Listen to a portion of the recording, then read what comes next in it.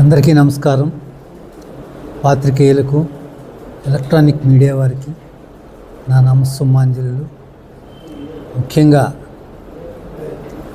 ఈ ప్రెస్ కాన్ఫరెన్స్ని ఏర్పాటు చేసిన లోకేష్ బాబు గారు, ఆయన ఫాదర్ అయిన నాగభూషణం గారు అందరికీ సుపరిచితులు. ఆయన గురించి మనం పరిచయం అక్కర్లేదు, అనంతపురం వాసులుగా అక్కర్లేదు. ఆయనకి నా కృతజ్ఞతలు. మరో ముఖ్యంగా జీవి రామయ్య గారు ఘంటసాల అంటే మనకు ముందుగా పాట గుర్తొస్తుంది. అనంతపురంలో ఘంటసాల అనగానే మన రామయ్య గారి పేరు గుర్తుకొస్తుంది. అనేక అభిమాన సంఘాలకి ఈ సాంస్కృతిక ఘంటసాల, పద్మశ్రీ ఘంటసాల సాంస్కృతిక సంఘానికి అధ్యక్షులైన జీవి రామయ్య గారు ఘంటసాల పాటను, ఘంటసాల యొక్క ఖ్యాతిని ఆయన ప్రాచుర్యం చేయడంలో ముఖ్య పాత్ర వహించిన ఆయనకి ముఖ్యంగా నా కృతజ్ఞతలు. తర్వాత నా మిత్రులు సాయి ప్రసాద్ గారికి నా ప్రత్యేక కృతజ్ఞతలు. ఇక్కడ ఈ సందర్భంగా చెప్పవలసింది ఏమిటంటే, ఘంటసాల అంటే మనకు గుర్తొచ్చేది పాట. కానీ ఆ పాట గొప్పదని అందరికీ తెలుసు. కానీ అంతకంటే గొప్పదని ఆయన వ్యక్తిత్వం అని చాలా కొద్దిమందికే తెలుసు. ఆ వ్యక్తిత్వాన్ని అందరికీ పరిచయం చేయాలనే ఉద్దేశంతో ఘంటసాల జీవిత చరిత్ర తెరకెక్కించడం జరిగింది. భారతదేశంలోనే, ముఖ్యంగా ప్రపంచ సినిమా చరిత్రలోనే ఏ గాయకుని మీద కూడా పూర్తి నిలువుగల చలనచిత్రం ఇంతవరకు రాలేదు. ఆ ఖ్యాతి ఘంటసాల వెంకటేశ్వరరావు గారికి దక్కింది. దాన్ని నిర్మించి దర్శకత్వం వహించే భాగ్యం ఆ భగవంతుడు నాకు సమకూర్చాడు. అందుకు ఆయనకు ముందుగా కృతజ్ఞతలు. ఘంటసాల వ్యక్తిత్వం మహోన్నతమైన వ్యక్తిత్వం. ఆయన ఆ స్థితికి చేరడానికి ఆయన చేసిన కృషి అనిర్వచనీయం. కృషితోనే విద్య వర్ధిల్లుతున్నదని, కృషితో నాస్తి దుర్భిక్షం, వినయంతోనే విద్య ప్రకాశిస్తుందనడానికి ఘంటసాల గారి జీవితం నిదర్శనం. ఆ విషయాన్ని సినిమాలో చూడడం జరిగింది. ఈ సినిమా అక్కడక్కడ ప్రీమియర్ షోలు వేస్తూ జనవరి 2వ తారీఖున రిలీజ్ చేశాము. అయినా రామయ్య గారు చెప్పినట్టుగా ఆ థియేటర్లు దొరకకపోవడం మూలంగా అది మనకి అందరికీ చేరలేదు. అందుకని నేను ఊరూరా ఇలా ప్రీమియర్ షోలు వేసుకుంటూ ప్రతి వ్యక్తి ఈ సినిమా చూసి స్ఫూర్తి చెందాలనే ఉద్దేశంతో వేస్తున్నాము. ఈ సినిమా చూసిన చోట్లల్లా కూడా అందరూ శంకరాభరణంతో పోలుస్తున్నారు. అది నాకు నిజంగా నా అదృష్టంగా భావిస్తున్నాను. మహానటి మీరు చూసే ఉంటారు. అంతకు సరిపోకుండా ఈ సినిమా ఉందని అందరూ కూడా పోవడం ప్రారంభిస్తున్నారు. ఈ సినిమా అనంతపురంలో ఎస్వి సినీమాక్స్ థియేటర్లో రేపు ఆదివారం మొదటి ఆట 6:30 గంటలకు ప్రారంభమవుతుంది. అందుకని ఘంటసాల గారి అభిమానులే కాకుండా ప్రతి ప్రేక్షకుడు వచ్చి ఆ సినిమాని చూడవలసిందిగా ప్రార్థిస్తున్నాను. ముఖ్యంగా అనంతపురము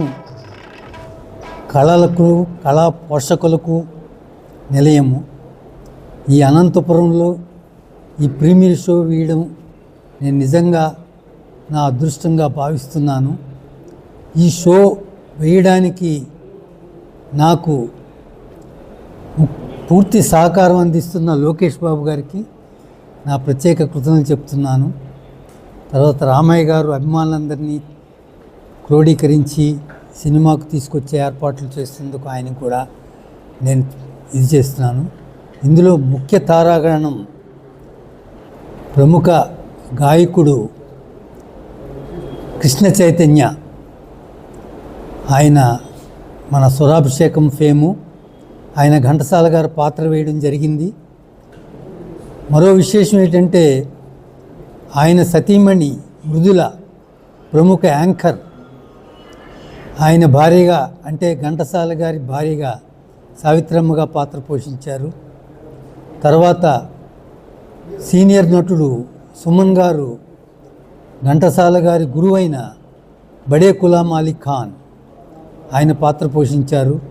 ఇంకా సాయి కిరణ్, సుబ్బరాయ శర్మ గారు తదితర ప్యాడింగ్ ఆర్టిస్టులు ఉన్నారు. సినిమా చూసిన వాళ్ళందరూ అద్భుతం అని అంటున్నారు. ఈ అనంతపురం ప్రేక్షకులు కూడా వచ్చి సినిమా చూసి నన్ను ధన్యుని చేయవలసి.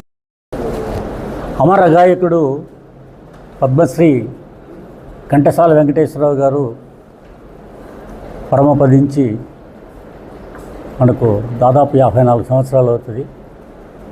ఆయన జయంతి కూడా మనం 103వ జయంతి మొన్ననే మన అనంతపురంలో జరుపుకున్నాము.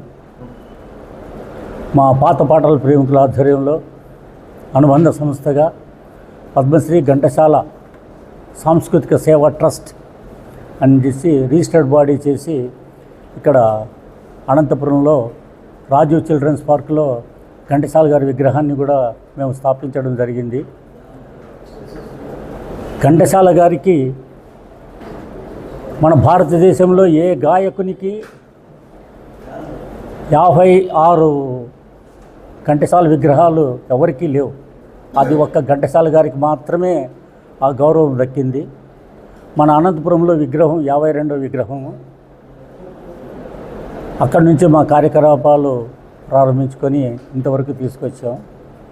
ఈనాటి ముఖ్య ఉద్దేశం ఘంటసాల గారి బయోపిక్, అంటే ఘంటసాల గారి జీవిత చరిత్ర అనన్య సామాన్యం. ఆయన జీవిత చరిత్రను ఎవరు చదవలేరు, చదవబోలేరు కూడా. అటువంటి మహనీయుడు మన ఘంటసాల వెంకటేశ్వరరావు గారు. మన చలనచిత్ర పరిశ్రమకు అక్కినేని నాగేశ్వరరావు గారు, రామారావు గారు 2 కళ్ళైతే ఘంటసాల గారు కనిపించని 3వ నేత్రమే ఘంటసాల గారు. అటువంటి అరుదైన వ్యక్తి ఘంటసాల గారు. అటువంటి ఘంటసాల గారి జీవిత చరిత్రను ఒక చలనచిత్రంగా రూపొందించాలని ఘంటసాల గారి వీరాభిమాని మన సిహెచ్ రామారావు గారు హైదరాబాద్, ఆయనే మొత్తం కథా స్క్రీన్పై దర్శకత్వం చేసి ఆ చిత్రాన్ని ఘనంగా నిర్మించడం జరిగింది. ఆ చిత్రాన్ని ప్రతి ఒక్కరికి అందుబాటులో ఉండాలనే ఉద్దేశంతో ఆయన శ్రమించి కష్టపడి ఎవరి సహకారం లేకుండానే తను ఒక్కడే ఆ చిత్రాన్ని నిర్మించగలిగాడు. దానికి మంచి స్పందన వచ్చింది. యాక్చువల్గా ఆ చిత్రాన్ని జనవరిలోనే రిలీజ్ చేశారు కూడా. కానీ మన ఎక్కువ సినిమాలు సంక్రాంతికి ఎక్కువ సినిమాలు విడుదలైన సందర్భంగా ఆ చిత్రము ఎక్కువ థియేటర్లలో ప్రదర్శించలేకపోయింది. అందు కారణంగా ఆయన తన అభిమానాన్ని చాటుకోలేక అది ప్రతి ఒక్కరికి అందాలని ఆ ఉద్దేశంతో ప్రతి ఊరూరు తిరిగి కొన్ని కళా సంస్థలను సంప్రదించి ఆయన బంధువులను, ఆయన మిత్రులను అందరినీ సంప్రదించి ఆ సినిమాని మన అనంతపురం ప్రజలకు చూపించాలని ఒక మహా ఉద్దేశంతో ఖర్చుకు వెనకాడకుండా, లాభ నష్టాలకు చూడకోకుండా మన అనంతపురంలో శ్రీ వెంకటేశ్వర సినిమా హాల్లో రేపు సాయంత్రం 6 గంటలకు సినిమా ప్రదర్శింపబడుతుంది. ఒక బెనిఫిట్ షోగా ఒకే ఒక్క షో. అటువంటి కళాత్మకమైన చిత్రాన్ని మన ప్రజలకు చూపించాలనే ఉద్దేశంతో చేసిన మన సిహెచ్ రామారావు గారు ఎంతైనా అభినందనీయులు. తర్వాత ఆ చిత్ర విశేషాల గురించి సిహెచ్ రామారావు గారు మాట్లాడతారు. ఆ తర్వాత కావాలంటే నేను కూడా కొన్ని మీకు సందేశాన్ని ఇవ్వగలను. మన పాత్రికేయులకు మరొక్కసారి నమస్కారాలు తెలుపుకుంటూ, ఈ ఘంటసాల గారి పాటను మనము చెవులతో వినేదానికన్నా మనసుతో వింటేనే ఆయన పాటలను మనము పూర్తి ఆస్వాదించగలం. అటువంటి మహా వ్యక్తి అమర గాయకుడు పద్మశ్రీ ఘంటసాల వెంకటేశ్వరరావు గారు. ఘంటసాల వెంకటేశ్వరరావు గారు ఒక్క గాయకుడు మాత్రమే కాదు, ఒక మంచి సంగీత దర్శకుడు కూడా. దాదాపు 150 చిత్రాలకు పైగా సంగీత దర్శకత్వం వహించినాడు. ఆ తర్వాత ఆయన స్వాతంత్ర సమరయోధుడు. ఆ ప్రక్రియలో మన అనంతపురం దగ్గర ఉన్న బళ్ళారిలో 6 నెలలు కఠిన కారాగార శిక్ష అనుభవించాడు కూడా. అటువంటి స్వాతంత్ర సమరయోధుడు. మనకు రాష్ట్రాన్ని తెచ్చిపెట్టిన అమరజీవి పొట్టి శ్రీరాములు గారు నిరాహార దీక్ష చేస్తూ మెడ్రాస్లో చనిపోతే అక్కడ ఎవ్వరూ పట్టించుకోకపోతే ఘంటసాల వెంకటేశ్వర గారు మద్రాసులో ఉంటూ అది చూసి కంటతడి పెట్టి ఆయన ముందుకు వచ్చి ఘంటసాల గారి పాటలు పాడుతూ ఆ యొక్క అంత్యక్రియలు నిర్వహించడం నిజంగా అది ఒక్క ఘంటసాల గారికే దక్కింది ఆ పుణ్యం. మరి మన తెలుగు వ్యక్తులు ఎవరే కానీ ఆ అమరజీవి పొట్టి శ్రీరాములు ఎవరు అనుకోలేరు. ఇటువంటి ముఖ్య సన్నివేశాలు ఇవన్నీ ఈ చిత్రాల్లో ఉంటాయి. ఘంటసాల గారి పాటలు కూడా ఆయన నోటి నుండి జాలువారిన పాటలు పల్లవి కానీ చరణం కానీ దాదాపు 20-30 వరకు పాటలు కూడా ఆ సందర్భానుసారంగా వస్తాయి. ఆ చిత్రానికి మన అనంతపురంలో మంచి రెస్పాన్స్ వచ్చిందని కూడా నేను అనుకుంటున్నాను. దాదాపు నాకు మా మిత్రుడు ఇస్తే 1 గంటలోనే దాదాపు 40 టికెట్లు కూడా నేను అమ్మగలిగాను. అంటే ఘంటసాల గారి సినిమా అంటే ప్రేక్షకుల్లో అంత ఇది ఉంది. అంటే ఈ జనరేషన్కు మేము చెప్తూ ఉంటాం, కానీ మీ జనరేషన్కు ఆ చిత్రాన్ని ప్రజల్లోకి వెళ్ళాలంటే తప్పక మీరు బంధుమిత్రులు మీ స్నేహితులందరూ వచ్చి ఆ సినిమా చూసి ఆ ఘంటసాల గారి గొప్పతనమును 10 మందికి చెప్పాలి. ఇప్పుడే అందిన వార్త ఏంటంటే ఈ చిత్రం మన అనంతపురంలో ప్రదర్శించబడుతుంది. కానీ మన కదిరిలో ఒక ఘంటసాల గారి వీరాభిమాని ఉన్నారు. ఆయన ఆ చిత్రాన్ని అనంతపూర్లో చూడాలని చాలా తగతగలాడి నాకు ఫోన్ కూడా చేశాడు. కానీ ఆయన ఏదో అర్జెంటు పని మీద తిరుపతికి వెళ్ళాల్సిన పరిస్థితి వచ్చి ఆయన సినిమాను చూడలేకపోతున్నాడు. అందుకు కారణంగా త్వరలో కదిరిలో ఇదే సినిమాను కూడా ప్రదర్శించబడడానికి ఏర్పాట్లు జరుగుతున్నాయని నేను చాలా సంతోషిస్తూ ఈ అవకాశాన్ని కల్పించిన మీడియా మిత్రులకు, మా సహచర ఉద్యోగి ఎస్ఆర్ నాగభూషణం గారికి, ఆయన కుమారుడు లోకేష్ బాబు గారికి, ముఖ్యంగా ఈ చిత్ర నిర్మాత సిహెచ్ రామారావు గారికి నా ప్రత్యేక ధన్యవాదాలు తెలుపుకుంటూ సెలవు తీసుకుంటున్నాను. అనుకోకుండా మా ప్రిమిసెస్లో ఘంటసాల చిత్రం గురించి చిత్రం తీసిన వ్యక్తి రామారావు గారు ఇక్కడికి వచ్చి ప్రెస్ మీట్ పెట్టడము మాకెంతో సంతోషమైన విషయము. ముఖ్యంగా ఘంటసాల అభిమానుల సంఘానికి రామయ్య గారు, అంటే మేమంతా ఓరియంటల్ ఇన్స్టిట్యూట్స్లో పనిచేసి రిటైర్డ్ అయినాము. తర్వాత ఘంటసాల అనేది ఆయన పాటలు అంటే చాలా ఇష్టం. ఇప్పుడు కూడా ప్రతిరోజు నేను ఓల్డ్ సినిమా చూస్తూ ఉంటాను టీవీలో కూడా. కొత్త వసలు నేను చూడడం లేదు.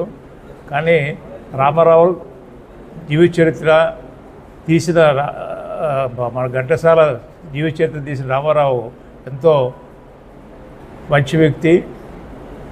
ఆయన తీసిన సినిమాను మన ప్రజలంతా రేపు ఆదివారము వెంకటేశ్వర థియేటర్లో చూసి మన అనంతపురం ప్రజలు కూడా ఆయన ఆదరించినట్లు వాళ్ళు అవుతాము. దానికి ఆయనకి ఏదన్నా మనం కూడా ప్రజల్లో ఆ సినిమా చూసి ఆయన తీసిన సహాయ సహకారాలు అందించవలసిందిగా అందరినీ నేను కోరుతున్నాను.